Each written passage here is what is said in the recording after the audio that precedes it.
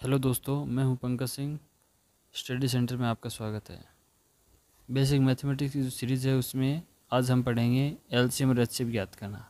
ठीक है, आपको जो स्क्रीन पे दिखाई दे रहे हैं एलसीएम और एचसीएफ, आपको मैं बता देता हूं एचसीएफ होता क्या है।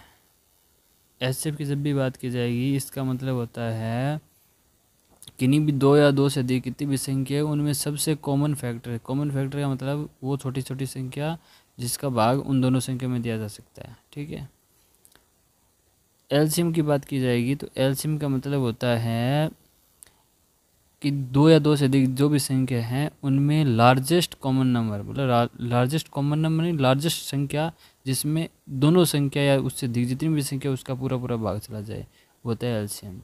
हमें बस निकालना ध्यान होना चाहिए और कोई ज़्यादा दिमाग नहीं लगाना है। देखो क्या करना है, जैसे मतलब 12 और 15 दो कोई नंबर ले लिए मैंने, आप दो को भी ले सकते हो, तीन को कितनी नंबर ले सकते हो। ठीक है, तो आपको मैं दो का एग्जांपल लेता हूँ। एक 12 नंबर लिए मैंने, एक 15 लिए। अब देखो कैसे एचसीएफ और एलसीएम ज्ञात करना है। इस 12 के गुणनखंड किए, गुणनखंड करते हैं। देखो 2 गुणा 2 गुणा 3, 2 दूनी 4, 4 3 12, कितने आगे 12। 15 को कैसे लिख सकते हैं, 3 गुणा 5, 3 गुणा 5 अबज्य संख्या है उनके रूप में लिखा जा सकता है। ठीक है, अब हमें क्या ज्ञात करना है, एचसीएफ ज्ञात करना है। तो देखो यहाँ पे 3 दिखाई दे रहा है, यहाँ पे 3 दिखाई दे रहा है ना, और कुछ मिल रहा है क्या, कुछ नहीं मिल रहा। तो ये एक जोड़ा मिल गया, ये हमें क्या मिल गया, एक जोड़ा मिल गया। ये जोड़ा ही हमारा क्या होगा, एचसीएफ। क्या होगा हमारा एचसीएफ, इसे कहते हैं कॉमन फैक्टर।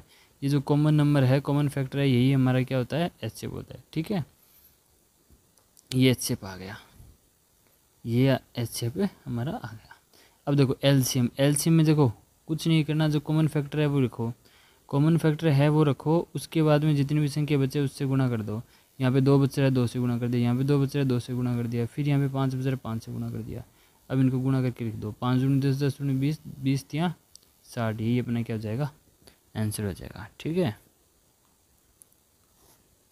ये होता है एलसीएम और एचसीएफ।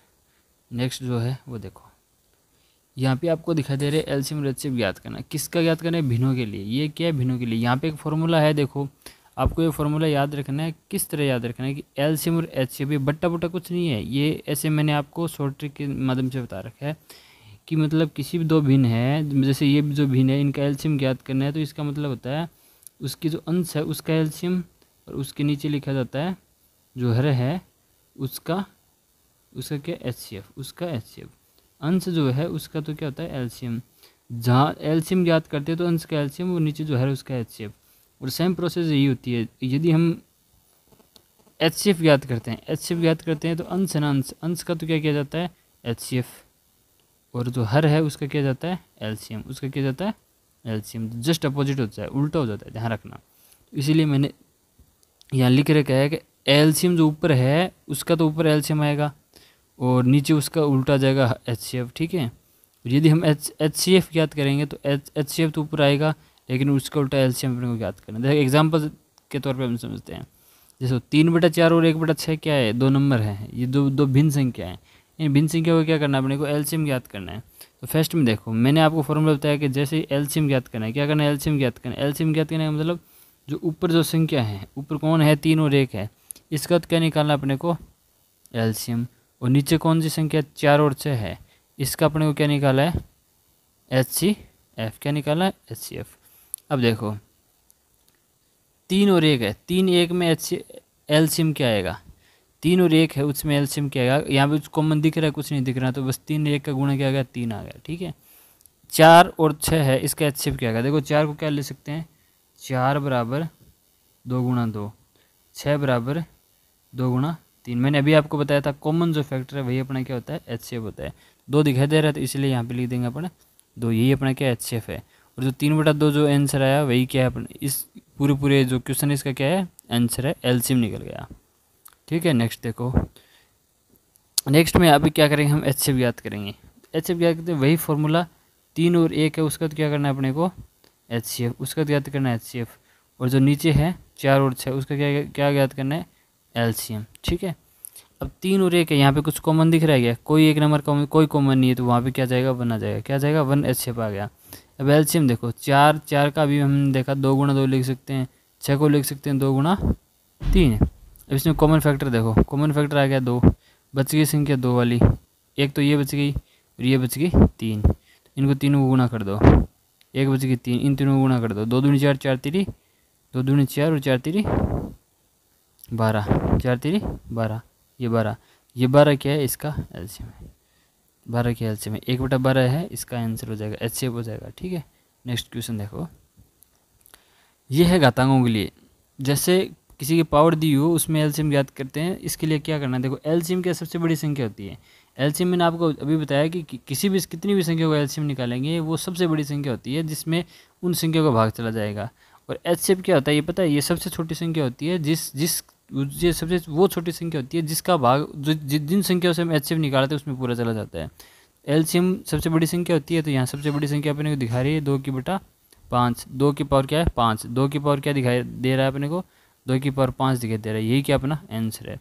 एचसीएफ के लिए क्या है, सबसे छोटी संख्या होती है, आपको बताया मैंने अभी, यहाँ सबसे छोटी संख्या कौन दिखाई दे रही है 2 की पावर 2, 2 की पावर 2, ये सबसे छोटी संख्या, यही क्या अपना आंसर है। ठीक है, नेक्स्ट देखो, ये है दशमलव वाली, बस यहाँ पे विशेष तौर पे आपको वो ध्यान रखनी है, मैं बता दूँगा। देखो ये क्या 2.4 और 0.036 है। अब देखो इनका एचसीएफ और एलसीएम क्या ज्ञात करते हैं, आपको कुछ नहीं एक बार ध्यान रखना है, ये 24 है और ये क्या 36 है, इनका अपन क्या ज्ञात करेंगे, इनका ज्ञात करेंगे अपन साधारण जो विधि है उसके द्वारा। देखो कैसे करते हैं, 24 और 36, इस 24 का वर्ग गुणनखंड करो, 2 गुणा 2 दूनी 4, 4 4 दूनी 8, 8 तीरी 24।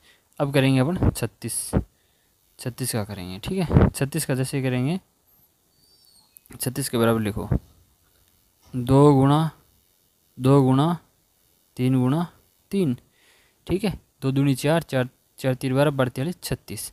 अब देखो अपने को क्या करना है, एचसीएफ याद करना है। तो एचसीएफ के लिए देखो क्या है, एचसीएफ के लिए क्या करना है, ये जोड़ा मिल गया, एक जोड़ा ये मिल गया और एक जोड़ा ये मिल गया, बस 3 ही जोड़े मिले, ये 2 है, यहाँ रखना है, ये कितने हैं 2 हैं।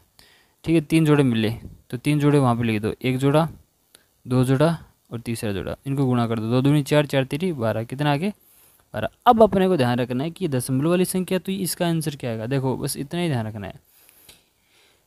अब एचसीएफ के लिए आपको ये बात ध्यान रखनी है कि देखो दशमलव के बाद राइट हैंड साइड में, राइट हैंड जो साइड है उसमें आपको ज़्यादा से ज़्यादा संख्या मिले इतने पॉइंट लगाने हैं आपको। अब देखो आपको 0.0036 दिख रहे हैं ना, तो ये ज़्यादा वाले दशमलव वाली संख्या है ना राइट हैंड साइड में, तो इसलिए अपने को क्या करना है 12 0 कितने स्थान बाद में दशमलव है, राइट हैंड साइड से 3 स्थान बाद में दशमलव है। ठीक है, यही क्या अपना आंसर है, 2 गुणा 2 गुणा 3। अब लिखो 36 का, 36 का एलसीएम लिखो 2 गुणा 2 3 गुणा 3। ठीक है, अब देखो एलसीएम याद करना है, एलसीएम के लिए क्या करना है, देखो जोड़े ढूंढो पहले, तो एक जोड़ा मिल गया, दूसरा जोड़ा मिल गया, तीसरा जोड़ा मिल गया, कौन सा जोड़ा मिल गया, तीसरा जोड़ा मिल गया, फिर जो बची हुई संख्या वो सब लिख दो। ठीक है, अब क्या मिल रहा है आपको, देखो इनको गुणा करो, 2 दूनी 4, 4 तीरी 12, 12 दूनी 24, 24 दूनी 7, 24 72, कितना आ गया 72। अब अपने को दशमलव लगाने, कैसे लगाने, दशमलव लगाने, तो आपको ये बात ध्यान रखनी है कि जो एलसीएम है उसमें दशमलव लगाने के लिए जो जितने भी नंबर दिए हैं उन नंबर में दशमलव के बाद राइट हैंड साइड में कम से कम क्या मिलना चाहिए, संख्या मिलनी चाहिए। तो अब हमने 2 ही नंबर ले रखे हैं, 2 नंबर में अपने को 2.4 दिख रहा है, तो दशमलव के बाद 4 सिर्फ एक ही नंबर है, तो ये जो है इतने दशमलव लगाने, कितने दशमलव लगाने हैं, एक स्थान के बाद में, तो एक स्थान के बाद में लगाने के लिए अपन 7.2 कितना आ जाएगा 7.2, कितना आ जाएगा 7.2, यही क्या अपना आंसर एलसीएम आ जाएगा। ठीक है, तो दोस्तों ये मेरा वीडियो कैसा लगा कमेंट सेक्शन में अवश्य बताइए, वीडियो को लाइक कीजिए, शेयर कीजिए और चैनल को सब्सक्राइब कीजिए। धन्यवाद।